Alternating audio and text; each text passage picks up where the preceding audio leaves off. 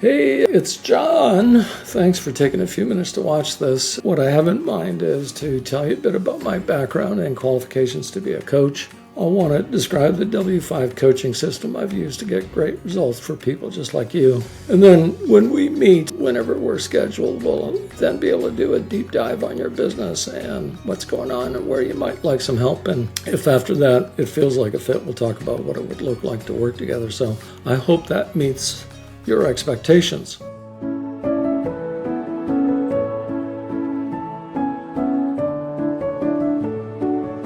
I've been a business coach for 22 years, so since 2004. When I started as a coach, I had a bit of an epiphany.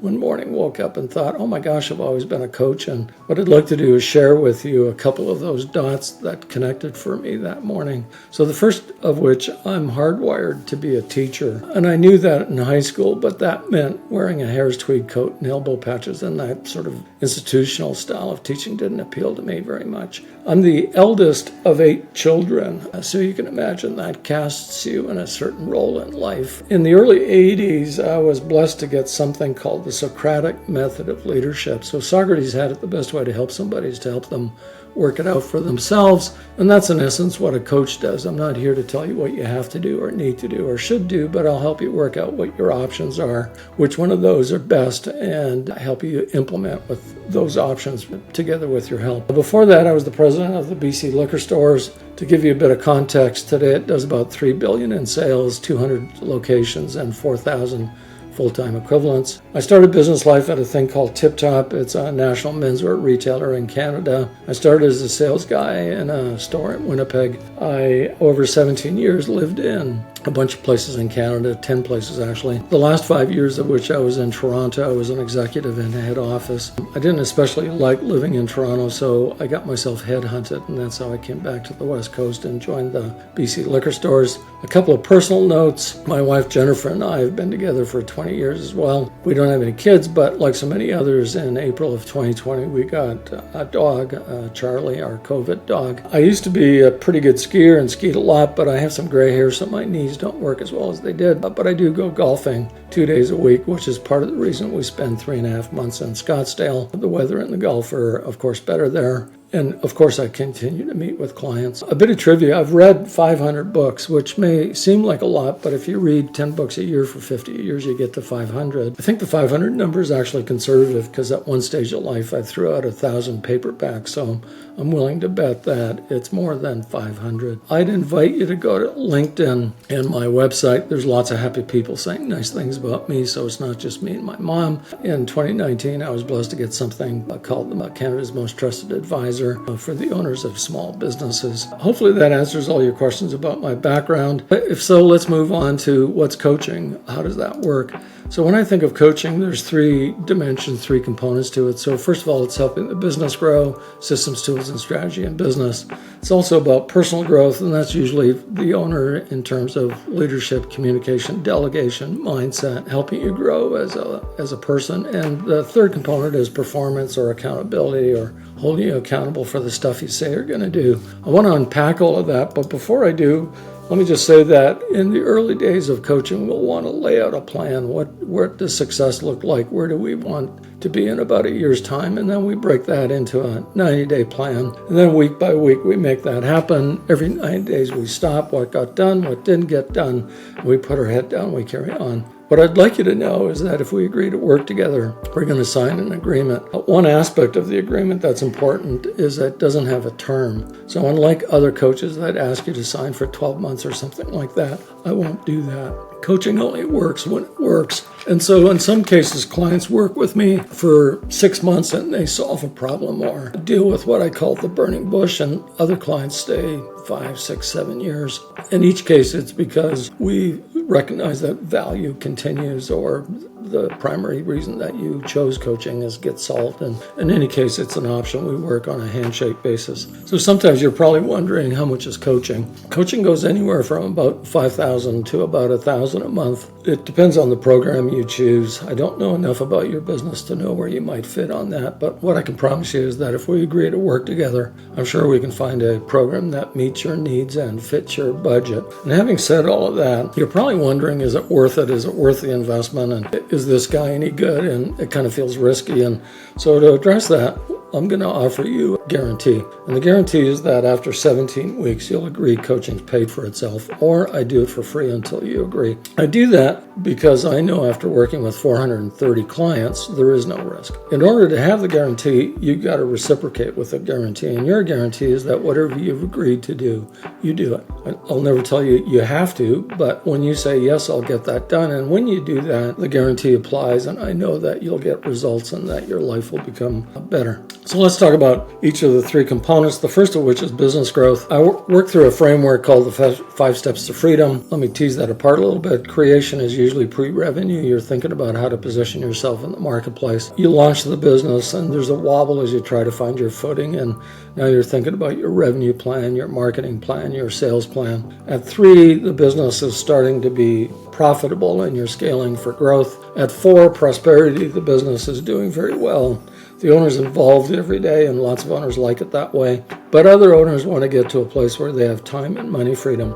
And what that means is you're free to spend your time as you wish and have the money to do that. And it could be because you want to start a different business, you want to sell this business, or you want to spend every day on the beach.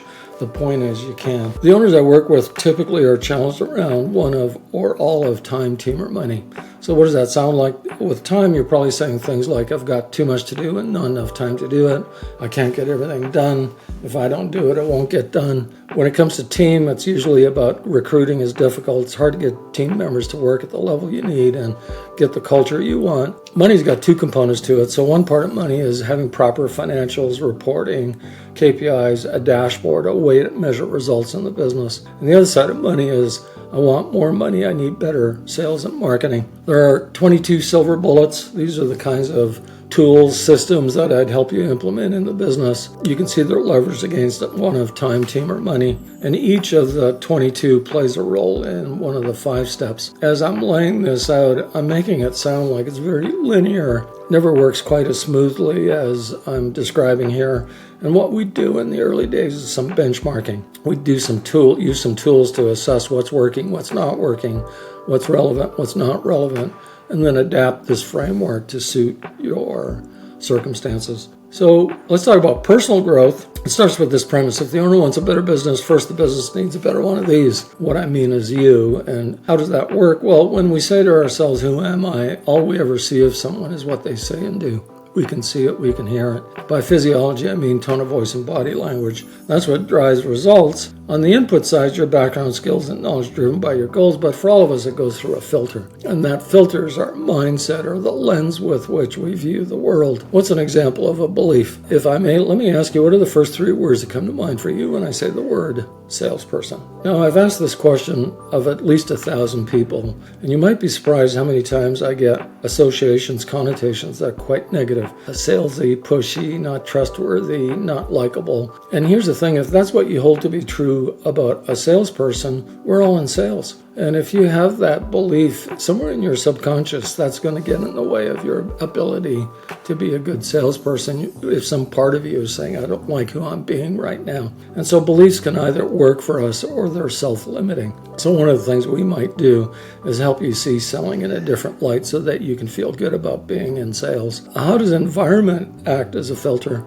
Well, let me offer this example. Where'd be the worst place to send a criminal? Worst place to send a criminal is to prison. I know it's counterintuitive, but here's the thing. If you're hanging out with other criminals, what's likely to happen is you're going to become better as a criminal. Or as Jim Rohn put it, we are the average of the 5 people we spend the most time with, so pick your friends and associates carefully. And then personal performance, what I mean by that is I'll help you do better quality push-ups, and this guy's doing it more push-ups than you're doing on your own. Of course, this is a metaphor, but no matter how much willpower or discipline you have, or in fact I have, none of us have enough. It's an easily exhausted resource, and so when we have a system or an environment or someone to hold us accountable, we do more than we otherwise would do on our own.